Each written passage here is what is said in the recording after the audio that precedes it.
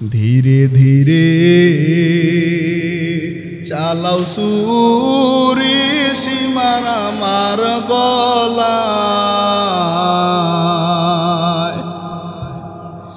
জয়নালাবে দিনের কান্দন সওয়ামায়, আমার নানা নবী ছিলে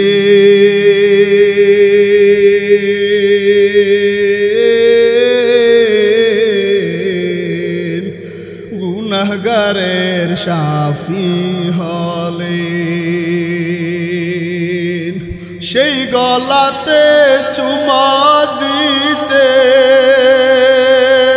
সেই গলাতে চুমা দিতেন নানাজি সদা, জয়নালাবে দিনের কান্দন সওয়ামায়। যে হুসাইনের গলার মধ্যে রহমতের নবীর চুমা, ওই গলার মধ্যে বেঈমান ছুরিটা চালায় দিতে ভাবলো না। এইবার এই গলাটা নিয়ে তারা এবার চিন্তা করলেন ইয়েজিদের দিকে যাব। ওই দিকে মক্কায় আব্দুল্লাহ ইবনে আব্বাস স্বপ্নে দেখেন নবী দৌড়াইতেছে। আব্দুল্লাহ ইবনে আব্বাস বলেন, নবী গো আপনি দৌড়াইতেছেন কেন? নবী ডাক দিয়া বলে, আব্দুল্লাহ আমাকে থামাইও না, আমাকে থামাইও না। কুফার নগরীতে কারবালার মধ্যে আমার কলিজার টুকরা হুসাইনরে দুই ভাগ করে দিছে। আমি নবী হাসরের দিন আল্লাহর কাছে হুসাইন হত্যার বিচার যাব। ওই দিক দিয়া উম্মে সালামা স্বপ্নে দেখে নবী কাঁদতেছেন, নবী কাঁদতেছেন।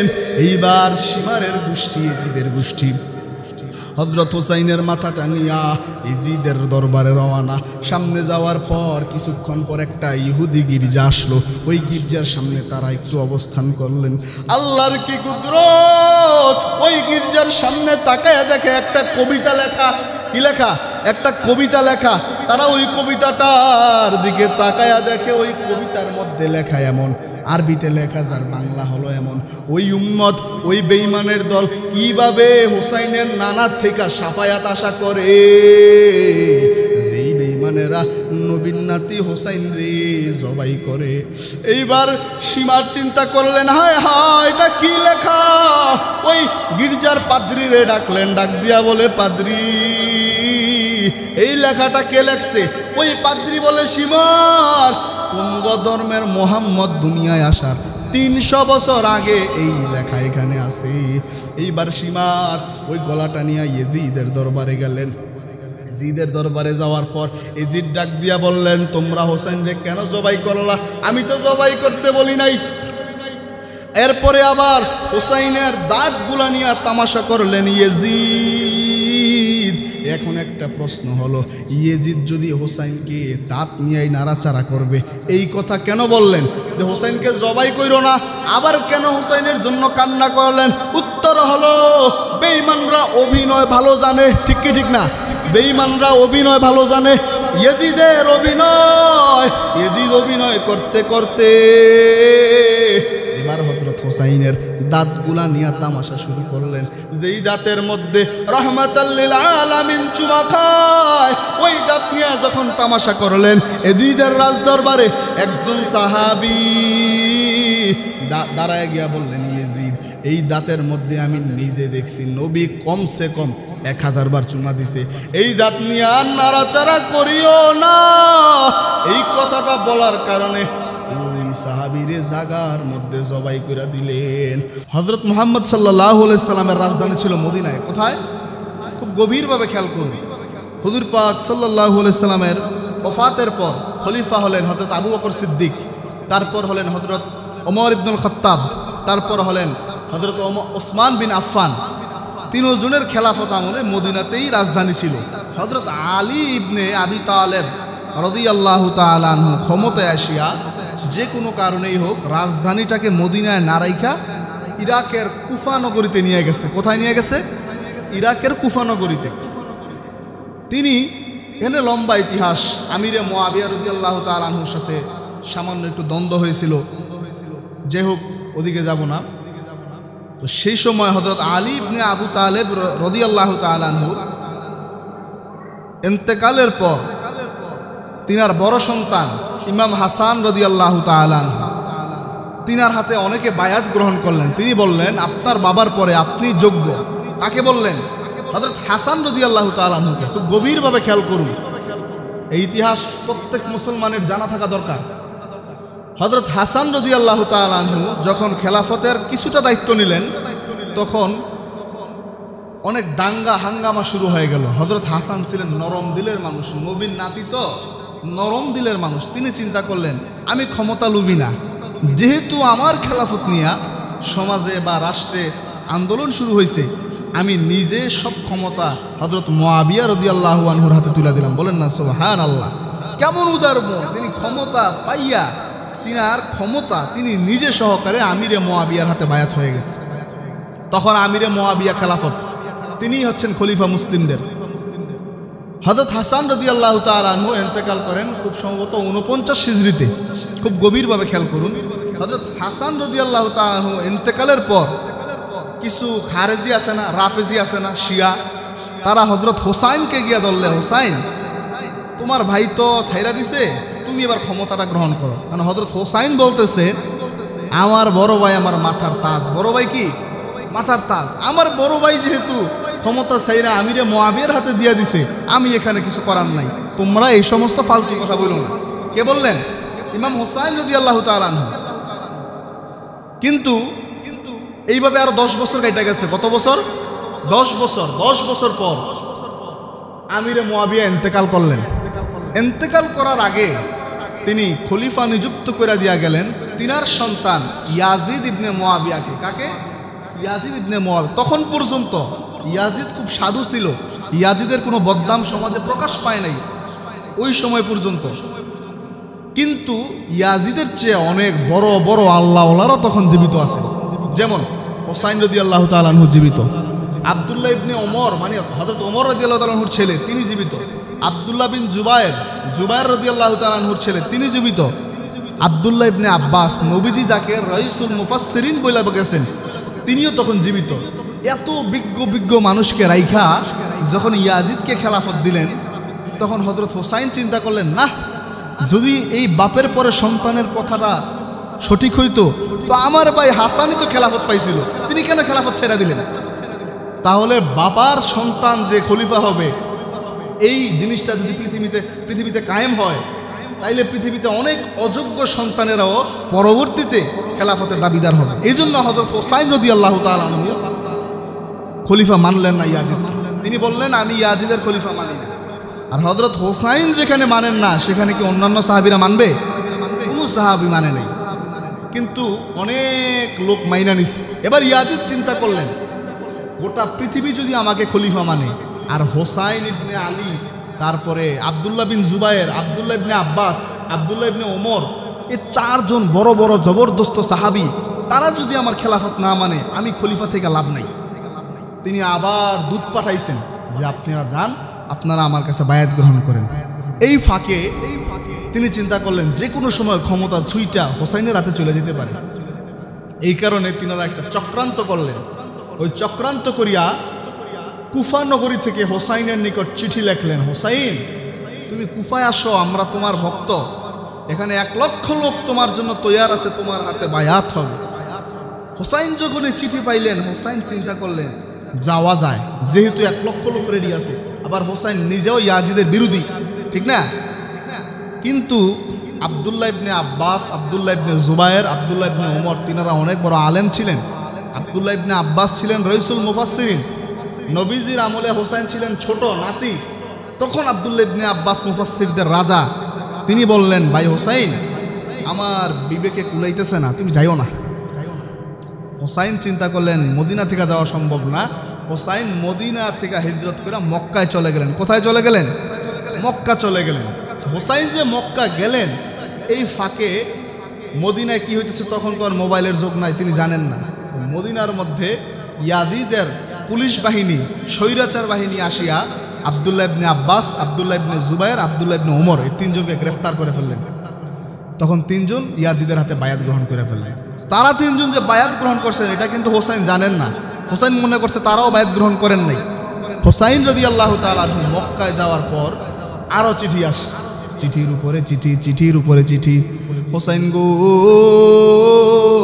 তুমি কুফায় আসো, কুফাবাসী তোমার জন্য অপেক্ষমান, 1,00,000 লোক আমরা রেডি আছি, তুমি আমাদের কাছে আসো। এবার মক্কায়ও কিছু সাহাবী ছিলেন, তারা বললেন হোসাইন সুবিধা লাগতেছে না, এত চিঠি আসতেছে, সুবিধা লাগতেছে না, প্রতিদিন চিঠি আসতেছে, তুমি যাইও না। হোসাইন চিন্তা করলেন, নানার দিন চিন্তা করার জন্য কল্লা লাগলে দিয়ে দিব, আমি যাই। এই চিন্তা কইরা হোসাইন রাদিয়াল্লাহু তাআলা আনহু 72 জন আহলে বায়াতের সদস্য, তিনার স্ত্রী সন্তান বোনদেরকে নিয়েও রওনা হলেন। রওনা হওয়ার আগে হযরত হোসাইন চিন্তা করলেন, আমি যাওয়ার দরকার নাই, আগে আমার একটা প্রতিনিধি পাঠাই। যেমন আমাকে আপনারা দাওয়াত দিলেন, আমি না আইসা আগে আমার একটা ছোট ভাই পাঠাইলাম, সে খবর দিলে আমি যাব। খুব খেয়াল করবেন, এই প্রতিনিধির নাম হচ্ছে মুসলিম বিন আকিল। মুসলিম বিন আকিল, মুসলিম বিন আকিল কুফায় যায়। কুফার মধ্যে যাওয়ার পর মুসলিম বিন আকিল দেখতেছে সত্যি সত্যি অনেক মানুষ হোসাইনের ভক্ত। মুসলিম বিন আকিল চিঠি লিখলেন, হোসাইন গো, ও হোসাইন তুমি কুফায় আসতে পারো, কুফায় কোনো অসুবিধা নাই। এই চিঠি দেওয়ার পর মুসলিম বিন আকিলকে সাথে সাথে জবাই করে হত্যা করে ফেলা হলো। বলেন না নাউজুবিল্লাহ। মুসলিম বিন আকিলকে হত্যা করা হলো। মুসলিম বিন আকিল জানটা উড়িয়া যাইতেছে আর বলতেছে, ও কুফার পাখিরা, একটু মক্কায় যাইয়া নবীজির নাতি হোসাইনকে বইলা দাও, হোসাইন যেন না আসে, আমি তো আর বলতে পারতেছি না। মুসলিম বিন আকিল চিঠি লেখা দিলেন। হোসাইন 72 জন সদস্য নিয়া রওনা দিয়া দিলেন কুফার পথে। কুফার দিকে যখন আসতেছে, কুফার দিকে আসার পর কুফার গভর্নরকে সরায় দিলেন ইয়াজিদ। সরায়া নতুন এক স্বৈরাচার বসাইলেন, নাম হলো ওবাইদুল্লাহ বিন জিয়াদ। ওবাইদুল্লাহ বিন জিয়াদ একটু স্বৈরাচার টাইপের লোক। এই স্বৈরাচার ওবাইদুল্লাহ বিন জিয়াদকে কুফার গভর্নর বানায় দিলেন আর বললেন, হোসাইন যদি আমার খলিফা মাইনা না নেয়, দ্বিতীয় কোনো কথা নাই, হোসাইনকে গ্রেফতার করবা। এবার ওবাইদুল্লাহ বিন জিয়াদ ইয়াজিদের নির্দেশে হোসাইন রাদিয়াল্লাহু তাআলা আনহু সহ 72 জনকে ঘিরায় ফেললেন। হোসাইন রাদিয়াল্লাহু তাআলা আনহু বলতেছেন, আমি তো তোমাদের সাথে যুদ্ধ করতে আসি নাই। যুদ্ধ করতে গেলে কি বউ বাচ্চা নিয়ে যায়?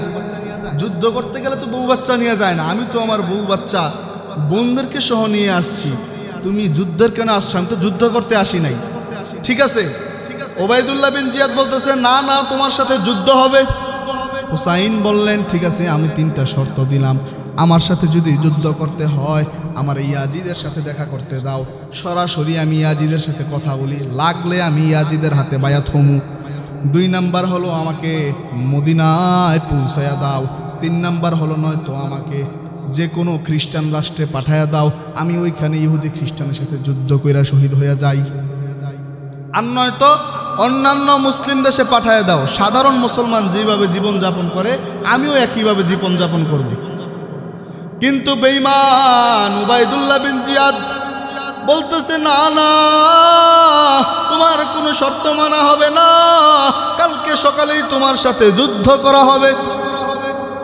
সকাল যখন হয়ে গেল, হযরত ইমাম হুসাইন নামাজে দাঁড়াইলেন। বেঈমান পক্ষের সবাই ইমাম হুসাইনের পিছনে নামাজে দাঁড়ায় গেলেন। সবাই একসাথে নামাজ আদায় করলেন। নামাজ আদায়ের পর হযরত ওবাইদুল্লাহ বিন জিয়াদ বেঈমান একটা চিঠি লিখছেন 6000 সৈন্যবাহিনীর সেনাপতি, নাম হলো হুর। কি নাম? হুর। এই হুরের কাছে চিঠি লিখছেন, হুর, হুসাইনের সাথে যুদ্ধে লিপ্ত হও। হুর চিঠিটা পাইয়া চোখ দিয়ে পানি ছেড়া দিলেন। যেই নবীর জন্য দিন পাইলাম, ওই নবীর নাতির বিরুদ্ধে যুদ্ধ করব। হুর এবার চিন্তা করলেন, না না, আজকে সকালেও তো ফজরের জামাত হোসাইনের পিছনে নামাজ আদায় করলাম, আমার চাকরি লাগবে না, আমার এই চাকরি দরকার নাই, আমি সেনাপতির চাকরি সারিয়া দিলাম। সেনাপতির চাকরি সারিয়া দিয়া হুর এবার হোসাইনের সাথে চলে আসলেন। এবার হোসাইনের সাথে 72 জনের কাফেলা, এর মধ্যে 10-12 জন মহিলা, বাকি 60-62 জন। সবাইকে এক এক করে ওই বেঈমান উবাইদুল্লাহ বিন জিয়াদ আর শিমার মিলিয়া হত্যা করে ফেললেন। সর্বশেষ এবার ঘরের থেকে কান্নার আওয়াজ শুনিয়া হযরত হোসেন দৌড়ে ঘরের মধ্যে গেলেন। ঘরের মধ্যে যাইয়া ঘরের মধ্যে তাকায় দেখে হযরত হোসাইনের বিবি কাঁদতেছেন আর বলতেছেন, স্বামী গো, আজকে কয়টা দিন হয়ে গেল আমরা কেউ খানা খাই না। আমার কাছে এই 6 মাসের শিশু বাচ্চাটা নাম হলো আলী আসগর।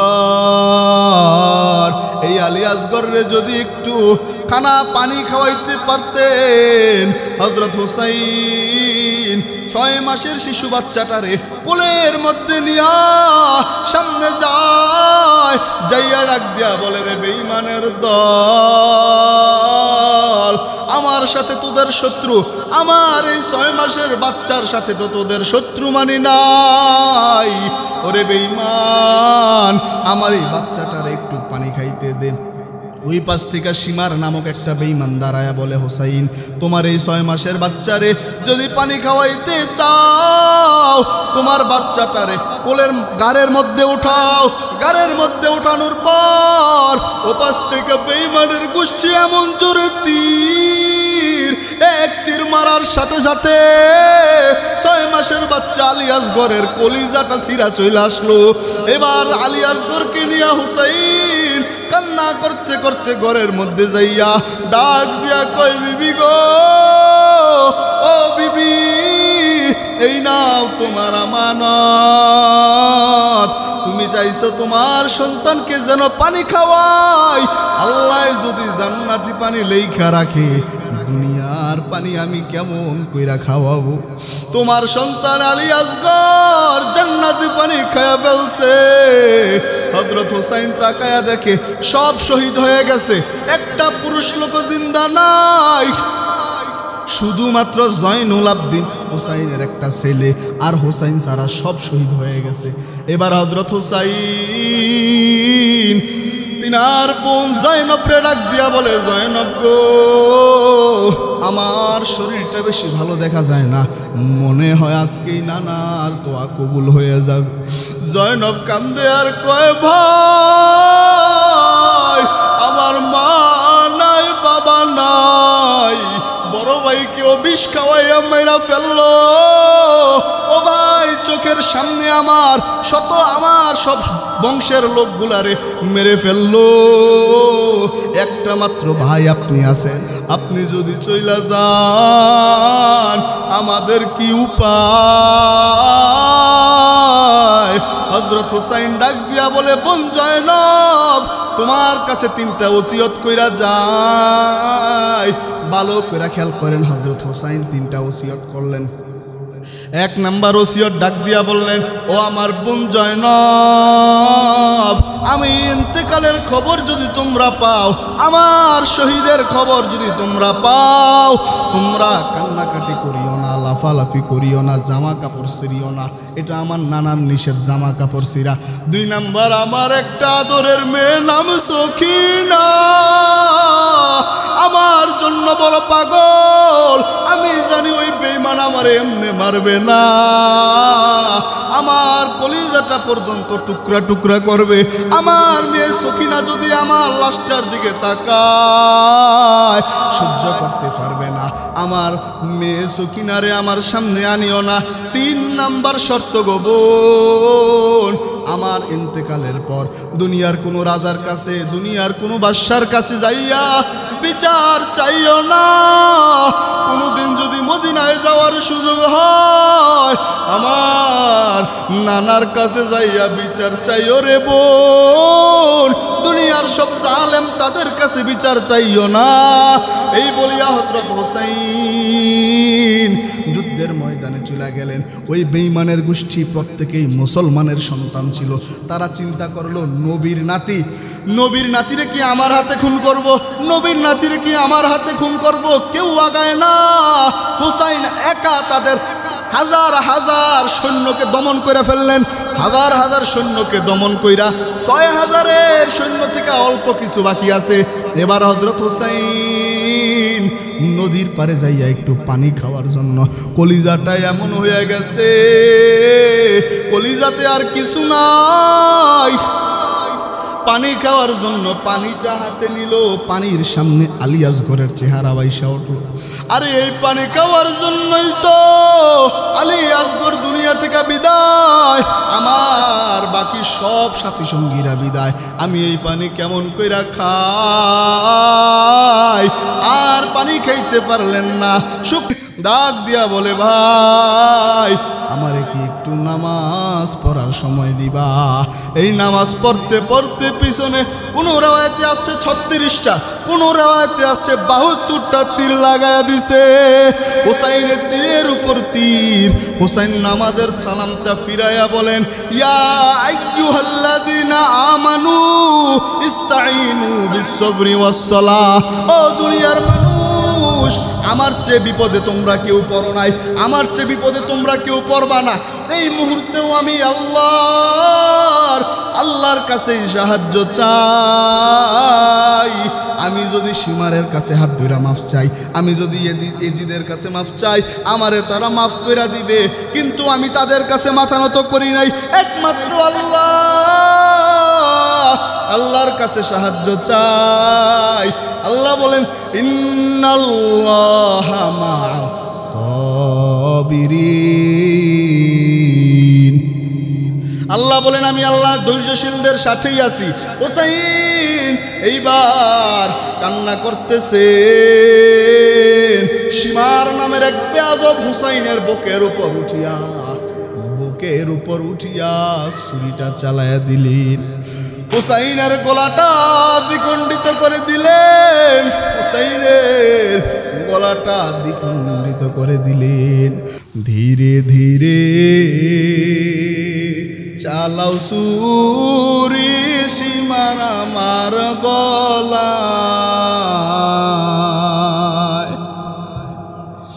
জয়নালাবে দিনের কান্দন সওয়ামায়, আমার নানা নবী ছিলেন,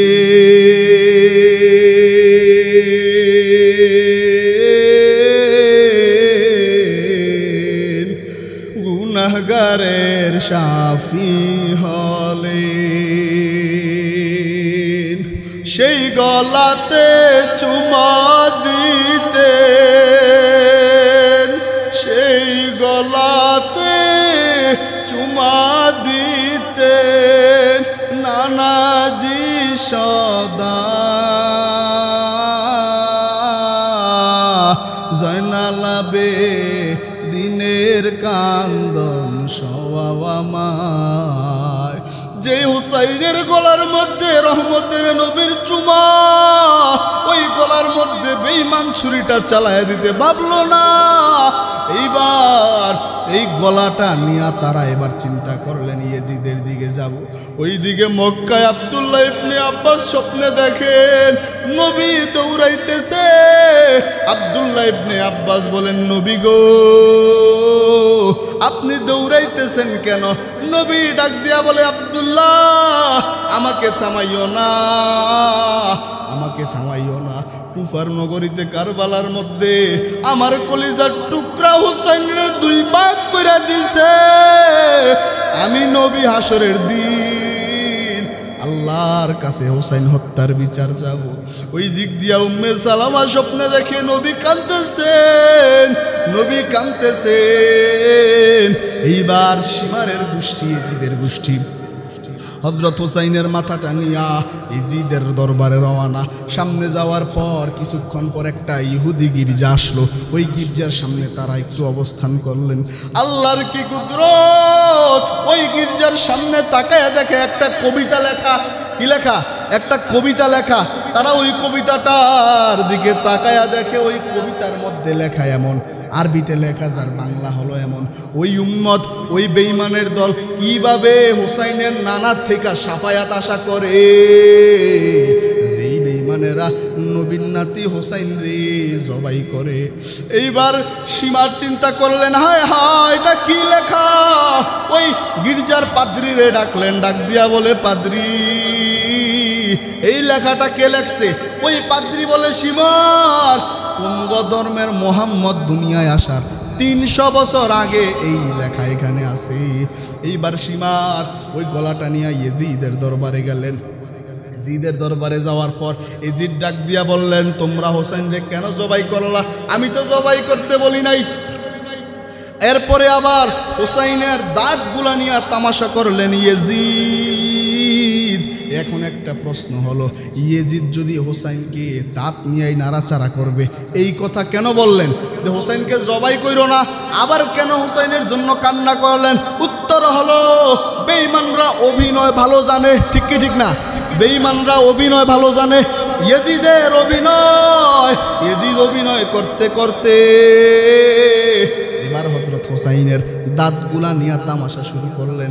যেই দাঁতের মধ্যে রাহমাতাল লিল আলামিন চুমা খায়, ওই দাঁত নিয়ে যখন তামাশা করলেন, ইয়েজিদের রাজদরবারে একজন সাহাবী দাঁড়ায় গিয়া বললেন, ইয়েজিদ, এই দাঁতের মধ্যে আমি নিজে দেখছি নবী কমসে কম 1000 বার চুমা দিছে।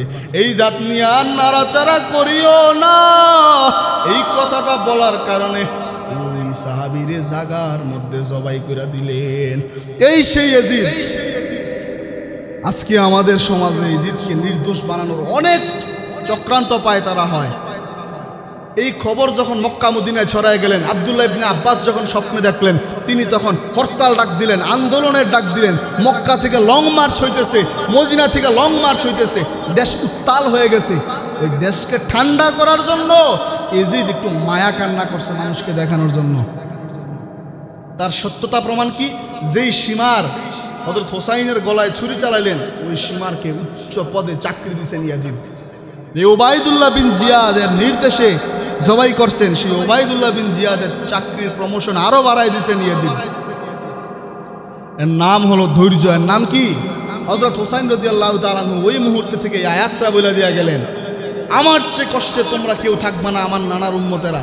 আমি যদি আমার নানার আদরের নাতি হইয়া তোমাদের জন্য গলায় ছুরি দিতে পারি, তোমাদের কি হলো? তোমরা কেন মসজিদে আসতে পারবা না? তোমরা কেন দাড়িটা লম্বা করতে পারবা না? আমার ঘরের মধ্যে আমার বিবিরা, আমার বোনেরা, একটা পুরুষ মানুষও নাই। আমার বিবি বাচ্চার কি কোনো রং তামাশা নাই? তোমরা আমার নানার উম্মত হইয়া কিভাবে রং তামাশা করো? ও আল্লাহর বান্দারা, হুসাইন রাদিয়াল্লাহু তাআলা আনহু এই শিক্ষাটাই দিয়ে গেলেন, আমার নানার উম্মত, তোমরা দাড়ি কেমন কইরা কাটবা, তোমরা নামাজ কেমন কইরা ছাড়বা, সুদের মধ্যে কেমন কইরা জড়িত হইবা। যেই নানার মোহাব্বতে আমি হুসাইনের গলাটা দিয়া দিলাম, ওই নানার মোহাব্বতে তোমরা কি সুদের গলায় ছুরি দিতে পারবা না? ওই নানার মোহাব্বতে তোমরা কি দাড়িটা রাখতে পারবা না? ওই নানার মোহাব্বতে তোমরা কি আরামের ঘুমের মধ্যে ছুরি দিয়া মসজিদে যাইতে পারবা না? আল্লাহ আমাদের প্রত্যেককে কবুল করুক, বলেন আমিন। এ নবীর উম্মতের দল, এই দুনিয়াটা কয়দিন রে ভাই? এমন কোনো দিন নাই যেদিন যুবক সন্তানরা মরে না। ও দাদার বয়সী, নানার বয়সীরা, নাতির বয়সী কাউরে কি মরতে দেখেন নাই? ও বাবার বয়সী, ও আমার চাচার বয়সীরা, সন্তানের বয়সী কাউরে কি মরতে দেখেন নাই? দুনিয়াটা অল্প কয়দিনের। বড় ভাইরা দেখে ছোট ভাই মরতেছে, দুনিয়ার মধ্যে কোনো আওয়াজ নাই, সবারই মরতে হবে, সবারই মরতে হবে। মরতে যদি হবে, মরার পরের জিন্দেগিটা কেমনে চলবো, ওইভাবে নিজের জীবন রে গড়বো। আমাদের শায়েখে চরমনাই বলেন, এই হাতগুলা এইভাবে দেন, মাটির নিচে কেমন থাকবেন, মাটির উপরে যেমন ব্যবহার করবেন মাটির নিচে তেমন ভালো ব্যবহার পাইবেন। মাটির উপরে যদি ভালো ব্যবহার করেন মাটির নিচে ভালো পাইবেন, মাটির উপরে যদি খারাপ আচরণ করেন মাটির নিচেও খারাপ আচরণ পাইবেন। এই দুনিয়াটা বেশি দিন না রে ভাই, এই দুনিয়াটা অল্প কয়দিনের। সাবধান সাবধান, কবর কিন্তু দৈনিক ডাকতেছে, আমি কবর অন্ধকার ঘর, আলো নিয়ে আসিও। আমি কবর কিন্তু সাপ বিচ্ছুর ঘর, খাবার নিয়ে আসিও। অতএব আজকের এই মুহররম থেকে একটা জিনিস শিক্ষা নেন রে ভাই, জীবনে যতদিন বাঁচবো আর জীবনে দাড়ি কাটবো না, বলেন ইনশাআল্লাহ, আর জীবনে নামাজ ছাড়বো না।